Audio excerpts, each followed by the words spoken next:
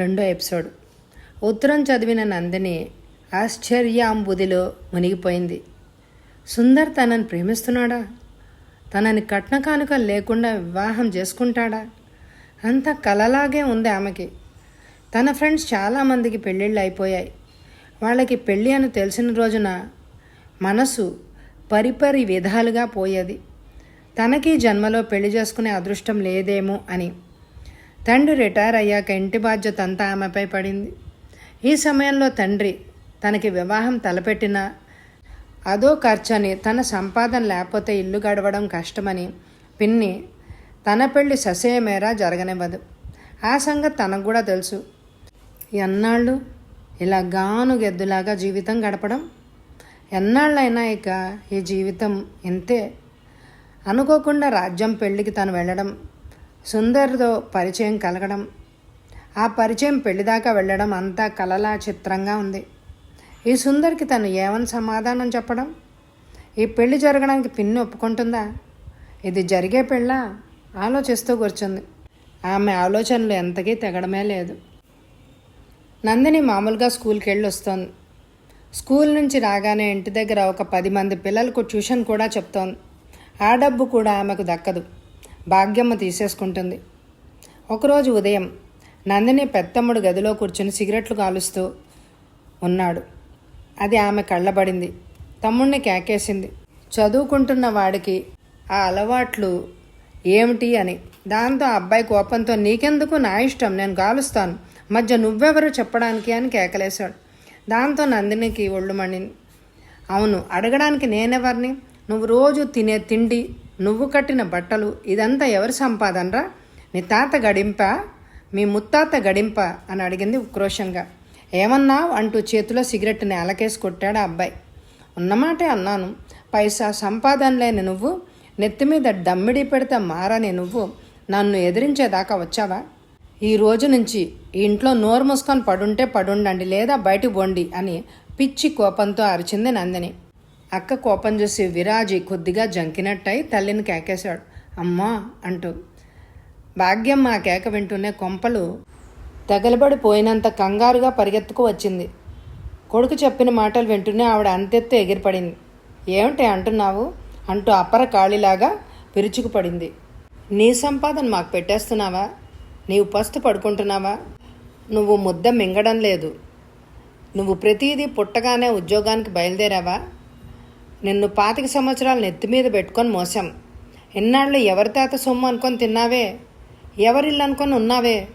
ఈ 4 డబ్బులు సంపాదిస్తున్నావని ఒళ్ళు తెలియకుండా ప్రవర్తిస్తున్నావు. నా బిడ్డలను అనే అధికారం నీకెవరిచ్చారే?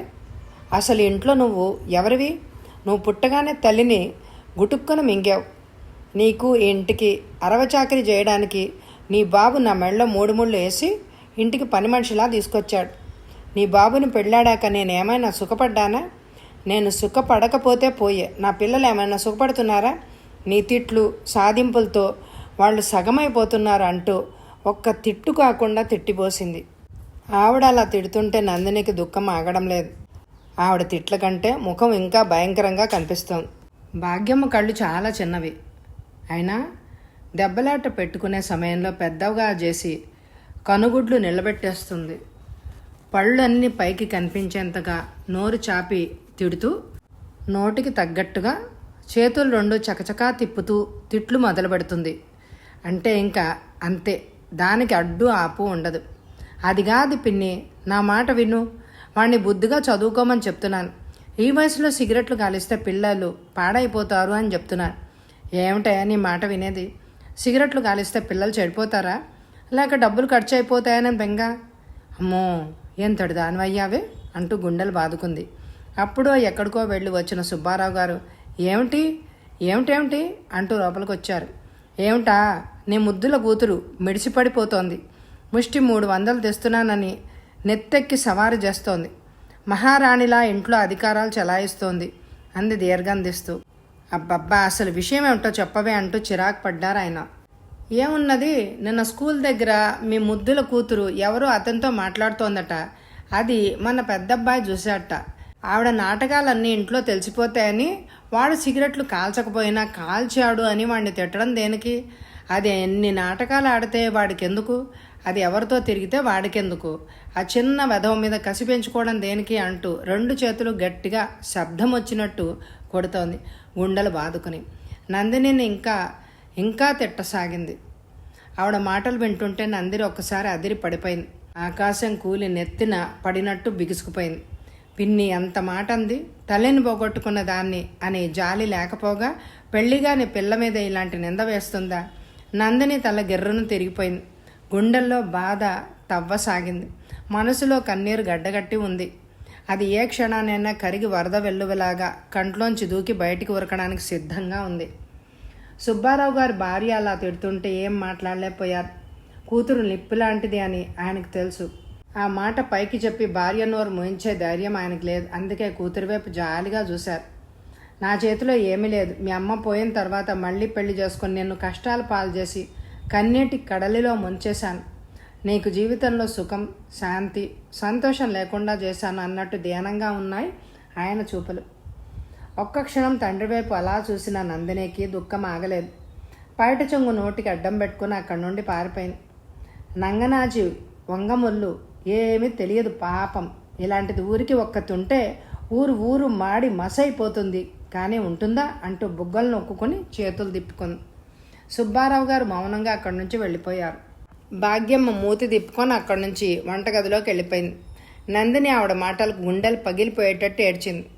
పిన్నికి నేనంటే ఎందుకింత కోపం, నేనేం చేశాను అని అనుకుంటూ వెక్కి వెక్కి ఏడవసాగింది. మంచం మీద అలా బోర్లపడి అలా ఎంతసేపు ఏడ్చిందో ఆమెకే తెలియదు. అలా ఏడుస్తున్న ఆమెకు కళ్ళ ముందు సుందర్ చిరునవ్వుతో ప్రత్యక్షమయ్యాడు. నందిని, నా రాణి, నిన్ను నా గుండెల్లో దాచుకుంటాను. నా వద్దకు వచ్చాయి, మనిద్దరం పెళ్లి చేసుకుందాం. నువ్వు ఈ కష్టాలు పడలేవు. నువ్వు ఈ ఇంట్లో ఒక్క క్షణం కూడా ఉండలేవు. రా అంటూ చేతులు చాపినట్టుగా కనిపించసాగాడు. సుందర్ అంటూ వెక్కి వెక్కి ఏడ్చింది. అవును, నేను ఇంట్లో నిమిషం కూడా ఉండలేను. వచ్చేస్తాను, నీ దగ్గరకు వచ్చేస్తాను. ఇద్దరం పెళ్లి చేసుకుందామని అనుకుని అలా రెప్పవాల్చకుండా ఆలోచించసాగింది. ఆ ఆలోచన స్థిర నిశ్చయానికి రాగానే తలపంకించి కళ్ళు తుడుచుకుని మంచం మీద నుంచి లేచి కలం కాగితం తీసుకుని అతనికి ఉత్తరం రాయసాగింది. సుందర్ గారికి నమస్కారాలు. మీరు రాసిన ఉత్తరం చదివాను. నా పరిస్థితుల కారణంగా నేను ఇంతవరకు ఒక నిర్ణయానికి రాలేకపోయాను. నేను బాగా ఆలోచించిన మీదట ఒక నిర్ణయానికి వచ్చాను. మిమ్మల్ని పెళ్లి చేసుకోవడానికి నాకు ఎలాంటి అభ్యంతరమూ లేదు. నాకు ఇష్టమే. ఇంతే సంగతులు.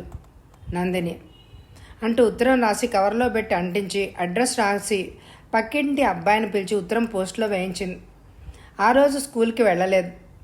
సుందరికి ఉత్తరం అందితే ఏమనుకుంటాడు? సంతోషంతో పొంగిపోతాడు. పెళ్ళికి అన్ని ఏర్పాట్లు చేసి తనని వచ్చేయమంటాడు. నందిని ఆలోచనలు ఆకాశంలో ఎగిరే గాలిపటంలా అలా అలా పైకి ప్రయాణం చేయసాగాయి. ఆ ఆలోచనలు వెళ్ళి సుందర్ని చుట్టుముట్టాయి. అతని మాటలు, నవ్వు అన్నీ గుర్తుకు రాసాగాయి. అంతలో నందినికి కృష్ణ జయంతి గుర్తుకొచ్చాడు. ఆనాటి సంఘటన తలుచుకోగానే వేడి రక్తం చెవుల్లోకి పొంగింది. కనురెప్పలు బరువుగా క్రిందకి వాలిపోయాయి. ఆ రోజు ఎందుకు అలా జరిగింది? చాచా అనుకుంది. ఆ సంఘటన తలుచుకోవడానికి ఆమె ఇష్టపడనట్టు మనసు సుందర్ పైకి మళ్లించింది. కృష్ణ జయంత్ బంగ్లా విద్యానగర్లో ఉంది. ఆ చుట్టుపక్కల అన్ని ఇళ్ల కంటే ఆ బంగ్లా ఎంతో అందంగా ఉండి ఐశ్వర్యాన్ని, హోదాన్ని చాటి చెప్తుంది. ఆ బంగ్లాలో ఐశ్వర్యాలు తాండవిస్తున్నాయి. ఆ ఇంట్లో నౌకర్లు కూడా చీకు చింత లేకుండా హాయిగా ఉంటారు. కృష్ణ జయంత్ వ్యాపారంలో లక్షలకు లక్షలు సంపాదిస్తున్నాడు అతను. అదృష్టం వైపు వెళ్ళలేదు. అదృష్టమే పరుగు తీసుకుంటూ అతని దగ్గరకు వచ్చి వరించింది. ఆశ్చర్యం అంటూ రావడం జరిగిందో దానికి అడ్డు ఆపు ఉండదు. వరద వెల్లులా వచ్చి ముంచేస్తుంది. ఆ ఐశ్వర్యం అంటూ రావడం జరిగిందో దానికి అడ్డు అదుపు ఉండదు. వరద వెల్లులాగా వచ్చి ముంచేస్తుంది. ఆ ఐశ్వర్యపు వెల్లువలో కృష్ణ జయంత్ నిండా ములిగి దర్జాగా కూర్చున్నాడు.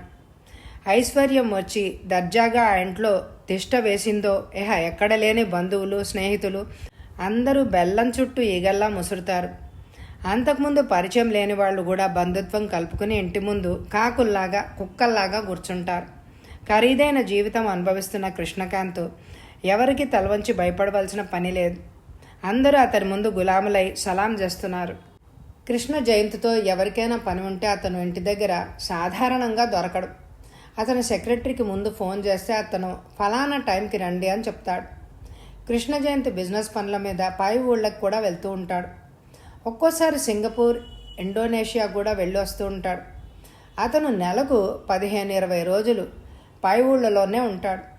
కృష్ణ జయంతి వైజాగ్ వచ్చాడు అని తెలియగానే అతని ఫ్రెండ్ విశ్వేశ్వరరావు చెల్లెలు శుభని పంపిస్తాడు. శుభ పెద్ద అందంగా ఉండకపోయినా అందగత్త అనే చెప్పొచ్చు. తెల్లటి పసుపు కాకపోయినా తెలుపు పొడవు కాదు, అంత పొట్టి కూడా కాదు. కొద్దిగా ఒళ్ళుతో బొద్దుగా ఉంటుంది. కృష్ణకాంత్కి ఆమె భుజాల వరకు కూడా రాదు. శుభ వాళ్ళు కూడా డబ్బున్న వాళ్లే. ఆమెకు తల్లిదండ్రులు లేరు, అన్నా వదినే. శుభను కూతుర్లా ప్రాణంగా చూస్తారు. వాళ్ళకి పిల్లలు లేరు. డ్రైవర్ ఆమెను కారులో తీసుకొచ్చి దిగబెట్టి వెళ్ళిపోయాడు. శుభ ఆ ఇంట్లో సర్వస్వతంత్రురాలుగా ప్రవేశించింది. కృష్ణ జయంతి ఆమెను గురించి ఏమనుకున్నా విశ్వేశ్వరరావు, అతని భార్య, చెల్లెలు శుభ ముగ్గురు ఒకే నిర్ణయం మీద ఉన్నారు. కృష్ణ జయంతు శుభకి కాబోయే భర్త అని. శుభను చూస్తేనే అతను చిరునవ్వు నవ్వాడు. హలో. శుభ నవ్వలేదు. మూతి ముడుచుకొని కోపంగా చూసింది. ఏంటి, నా మీద కోపమా? కనుబొమ్మలు ఎగరేస్తూ చిరునవ్వుతో ప్రశ్నించాడు. అతని పక్కన సోఫాలో కూర్చుంటూ సూటిగా చూస్తూ అధికార స్వరంతో దర్పంగా ప్రశ్నించింది. మీరు ఏదైనా ఊరు వెళ్తే నాకు చెప్పి వెళ్ళక్కర్లేదా? పోని వెళ్ళారే అనుకోండి, వెళ్ళాక ఒక ఉత్తరం రాస్తే మీ సొమ్ము ఏం పోయింది? ఓ అదా ఆ సంగతి, అర్థమైంది అన్నట్టు గలగలా నవ్వేస్తూ sorry, it was not possible అంటూ చెప్పాడు. ఆమెకు ఉత్తరం రాయాలంటే చిరాకు. మొహం తిప్పుకుంది. వచ్చి నా దగ్గర కూర్చున్న కాసేపు అలక నటించకూడదు.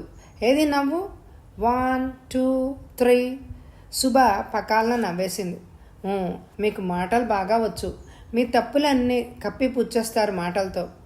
అతను కాలు మీద కాలేసుకుని టీవీగా కూర్చుంటూ ఆమె మాటలు వింటూ నవ్వసాగాడు. ఈరోజు సాయంత్రం మీకు ఏమైనా పనుందా? లేదు. ఇంట్లో ఉండి మేడ మీద నుండి కిందకు, కింద నుండి మేడ మీదకు పరుగులు తీస్తాను. అతని చెలోక్తులకి కిలకలా నవ్వేసింది. చెప్పండి, మీకేమైనా పనుందా లేదా అంటూ దగ్గరగా జరిగి అతని భుజం మీద చేయేస్తూ గోముగా అడిగింది. తన భుజం పైనున్న ఆమె చేతిని మృదువుగా తొలగించి రాత్రి ఫ్రెండ్ ఇంట్లో డిన్నర్ ఉంది అని చెప్పాడు. అబ్బా, ఎప్పుడు ఫ్రెండ్లు, పార్టీలు, ఇంటి దగ్గర ఒక్క నిమిషం కూడా ఉండరు కదా. బాగుంది. నీలా నాకు ఇంట్లో కూర్చోవాలంటే కుదురుతుందా అంటూ అక్కడి నుంచి లేచి అటు ఇటు పచారులు చేయసాగాడు. మరి మనం ఎప్పుడు సినిమాకి వెళ్దాం? ఆమె కూడా లేచి నిలబడుతూ అడిగింది. మనమని అనకు, నాకెన్నో పనులుంటాయి. నాకు సినిమాలు చూసే తీరిక ఉంటే ఇంకనే నువ్వు నీ ఫ్రెండ్స్తో కలిసెళ్ళు అతి మామూలుగా చెప్పాడు. ఫ్రెండ్స్ వాళ్ళతో వెళ్ళడం నాకు నచ్చదు అంది మూతి సున్నాలాగా చుట్టి. ఎందుకని ఆశ్చర్యంగా అడిగాడు. మీతో వెళ్ళడం వేరు, వాళ్ళతో వెళ్ళడం వేరు అంటూ నవ్వింది. తమరికి ఇప్పటికైనా అర్థమైందా అన్నట్టు. ఆ మాటలతో కృష్ణ జయంతి మొహం శాంత గంభీరంగా మారిపోయింది. సంభాషణ చాలా దూరం పోతోందని గ్రహించి చేతి వాచి వైపు చూసుకున్నాడు. టైం 10 గంటలైంది. అరే, అప్పుడే 10 అయిందా అన్నాడు ఏదో విషయం మర్చిపోయి, అప్పుడే గుర్తుకొస్తున్నట్టుగా. ఎక్కడికైనా వెళ్ళాలా అసహనంగానే అడిగింది. ప్రతిసారి అలా అనడం ఆమె వినడం మామూలే. ఒక ఫ్రెండ్ని అర్జెంటుగా కలుసుకోవాలి. ఆ ఫ్రెండ్ దగ్గరికి ఎంత త్వరగా వెళ్ళిపోదునా అన్న ఆతృత అతని మొహంలో స్పష్టంగా కనిపిస్తోంది. ఎవరా ఫ్రెండ్? అబ్బాయా అమ్మాయా? దాచుకోవాలన్న దాగని ఈర్ష్య ఆమె కళ్ళల్లో ప్రతిబింబిస్తోంది. అతను నవ్వాడు. నువ్వు ఎలా అనుకున్నా నాకు అభ్యంతరం లేదు నిర్మోహమాటంగా చెప్పేశాడు. దానితో శుభకి రోషం ముంచుకొచ్చింది. వెళ్ళండి, ఏ అమ్మాయి దగ్గరికి వెళ్తారో నాకే అంటూ అతనితో వెళ్తున్నాను అనైనా చెప్పకుండా అక్కడి నుంచి విసురుగా వెళ్ళిపోయింది. వెళుతున్న అమ్మ వైపు చూస్తూ 2 చేతులు జోడించి నమస్కారం చేసి చూపులు పైకి సీలింగ్ ఫ్యాన్ వైపు తిప్పి ఒక్క క్షణం కళ్ళు మూసుకున్నాడు. భగవంతుడా, ఈమె బారి నుంచి నువ్వే నన్ను రక్షించాలి అన్నట్టు కళ్ళు తెరిచి చిరునవ్వు నవ్వుకున్నాడు. కృష్ణ జయంతికి ఆమె నుంచి ఎలా తప్పించుకోవాలో అర్థం కావడం లేదు. విశ్వేశ్వరరావు వాళ్ళని శుభని తనకిచ్చి ఎలా అయినా పెళ్లి చేయాలని గట్టి ప్రయత్నం మీదే ఉన్నారు. మంత్రదండాన్ని ఉపయోగించి చెల్లెల్ని తన ఇంటికి పంపిస్తున్నాడు. ఆమెతో పరిచయం పెరిగి ప్రేమ కడిల్లో ములిగి పెళ్లికి దారితీస్తుందని వాళ్ళ ఉద్దేశం. తన శుభ మాటలు వలలో చిక్కుకుంటాడా? అంతా వాళ్ళ పిచ్చి. ఎవరి వెర్రి వాళ్ళకు ఆనందం. ఆ టైంలో అతను ఎక్కడికి వెళ్ళవలసిన పని లేదు. ఆమె నుంచి తప్పించుకోవడం కోసం అలా అన్నాడు. తన గదిలోకి వెళ్ళి ముఖ్యమైన కాగితాలు ఏవో చూసుకోసాగాడు. నందిని సుందరికి ఉత్తరం రాసి రోజులు లెక్క పెడుతూ కూర్చుంది. ఆ రోజు ఆ సంఘటన జరిగిన దగ్గర నుంచి ఆమెతో ఎవరూ మాట్లాడడమే లేదు. అందరూ ఆమెను దూరంగా వెలెట్టినట్టు చూడసాగారు. సుబ్బారావు గారికి కూతురుతో మాట్లాడాలి అంటేనే భయం, భార్య ఏమైనా అంటుందేమోనని. ఇంట్లో అందరూ ఒకటి, ఆమె ఒక్కత్తి ఒకటి. నందిని స్కూల్కి వెళ్ళొస్తుంది. సుందరికి ఉత్తరం రాసిన 5వ రోజు నాటికి ఆమె స్కూల్లో అతను రాసిన ఉత్తరం అందుకుంది. అతను ఏం రాశాడు? ఆత్రుతతో కవర్ చించి ఉత్తరం చదివింది. నందిని, నీ ఉత్తరం అందింది. నాకు నిజంగా ఎంతో సంతోషమైందో నేను మాటల్లో వర్ణించలేను. నీ వద్ద నుంచి ఉత్తరం రాకపోతే నీకు ఇష్టం లేదని అనుకున్న నిరాశతో మనసు రాయి చేసుకున్నాను. ఇప్పుడు నాకు ప్రపంచాన్నే జయించినంతగా సంతోషంగా ఉంది. నేను రేపు ఆదివారం కాక ఆ పై ఆదివారం మీ ఊరు వస్తాను. నన్ను ఎక్కడికి రమ్మంటావో రాయ్, అక్కడికి వస్తాను. అప్పుడు మనం పెళ్ళి ఎప్పుడు చేసుకునేదే నిర్ణయించుకుందాం, సరేనా? వెంటనే జవాబు రాయ్, సుందర్. ఆ ఉత్తరం చదువుతుంటే నందిని మనసు సంతోషంతో పొంగిపోయింది. ఇంటికి వచ్చాక కూడా ఆ ఉత్తరం 10 సార్లు చదువుకొని మురిసిపోయింది. సుందర్కి వెంటనే ఉత్తరం రాసి పడేసింది. ఫలానా సినిమా హాల్కి రమ్మని రాసింది. అతను అలాగే ఆదివారం వస్తానని జవాబు రాశాడు. నందిని ఫ్రెండ్ ఇంటికి వెళ్తున్నట్టు చెప్పి సినిమా హాల్కి బయలుదేరింది. ఆమె మనసులో ఏదో తెలియని ఆనందం. తను ఒక ఇంటిదాన్ని కాబోతున్నాను అన్న సంతోషం. రాజ్యం పెళ్లిలో సుందర్తో మాట్లాడింది వేరు, అప్పుడు ఒక ఫ్రెండ్గా మాట్లాడింది అంతే. మరిప్పుడు నందినికి ఎక్కడలేని సిగ్గు ముంచుకొచ్చేసింది. సుందర్ తనకు కాబోయే భర్త. ఇప్పుడు అతను ఎదురుగా మాట్లాడాలంటే సిగ్గుగా ఉంటుంది. ఆలోచిస్తూ వెళ్ళసాగింది. నందిని సినిమా హాల్కి వెళ్ళేసరికి అప్పటికే అక్కడ సుందర్ ఆమె కోసం ఎదురు చూస్తూ నిలబడి ఉన్నాడు. ఆమెను చూస్తూనే సంతోషంతో ఎదురొచ్చాడు.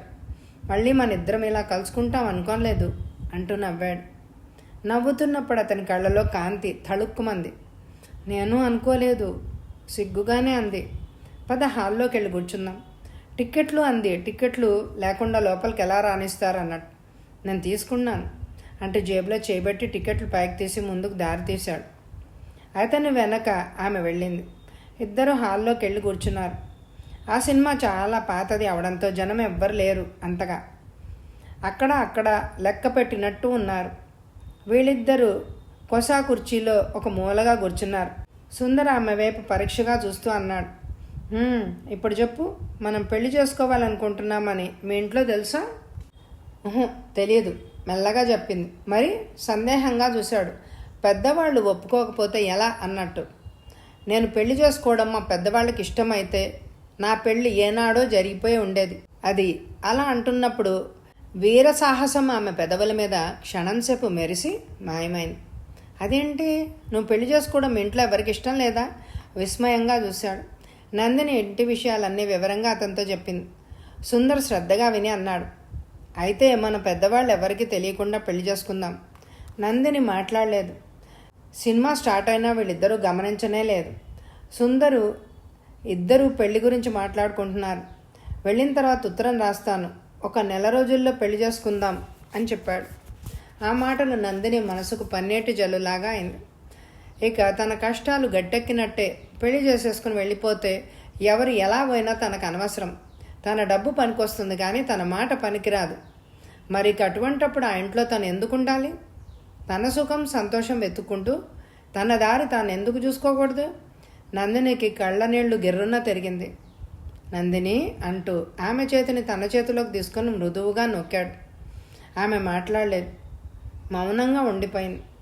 మనం తప్పక పెళ్లి చేసుకుందామని ఆమెకు ధైర్యం చెప్పాడు. నందిని సుందర్ ఇద్దరు ఒకరి మొహాలు ఒకరు చూసుకొని నవ్వుకున్నారు.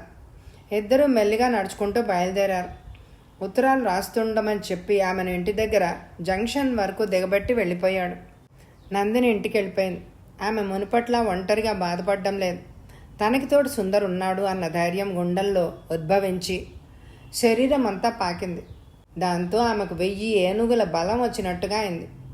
ఆ వెంటనే నిర్లక్ష్యం, నాకు ఇక ఎవ్వరి అవసరం లేదు అన్న ధీమా వచ్చేసింది నందినిలో.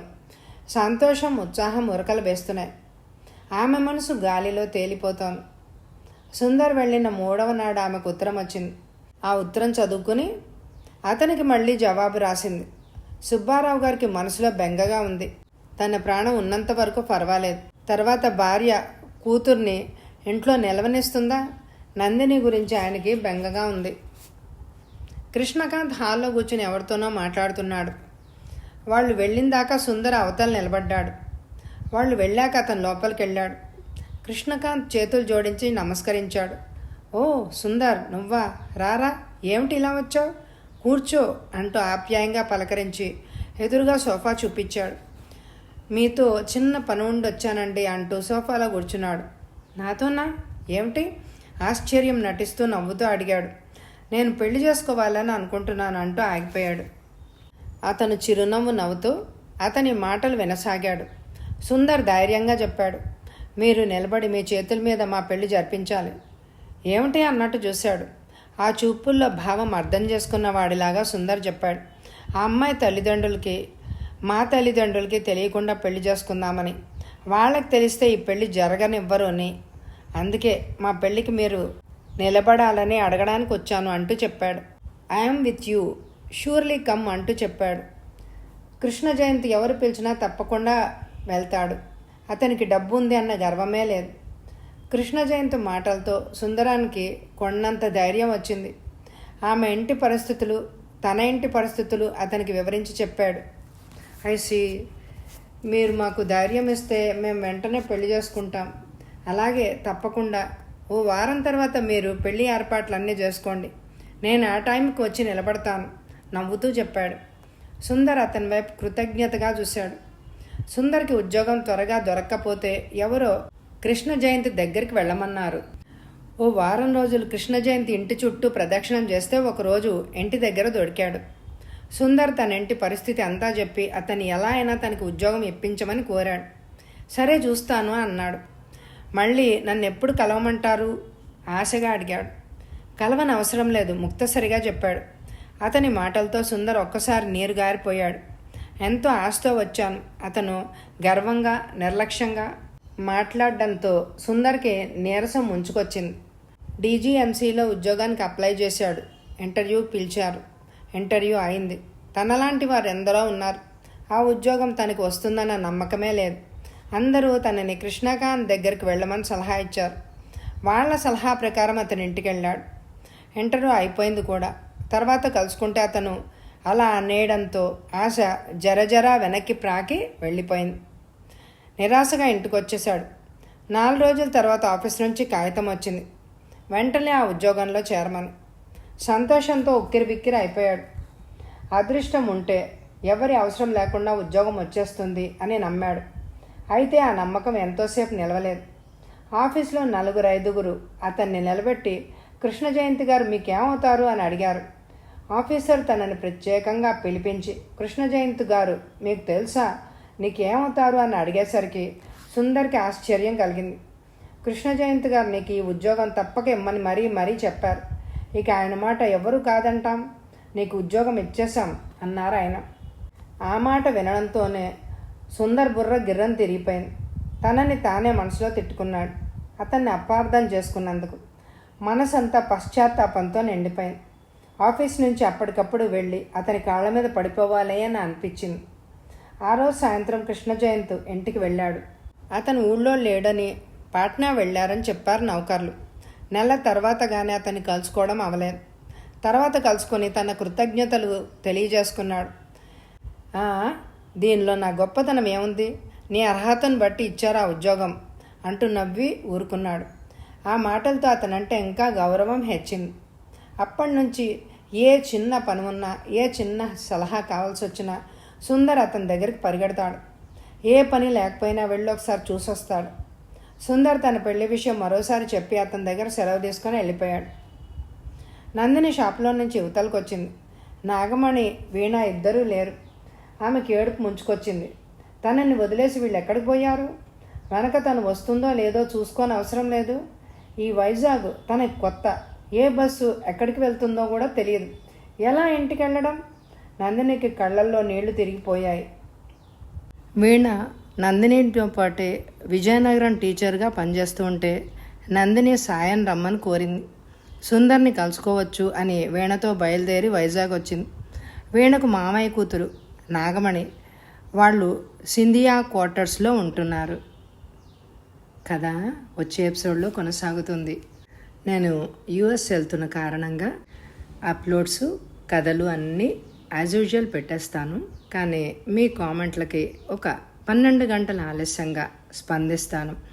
దయచేసి శ్రోతలందరూ అర్థం చేసుకోవాలని కోరుకుంటున్నాను. Thank you very much my dear friends.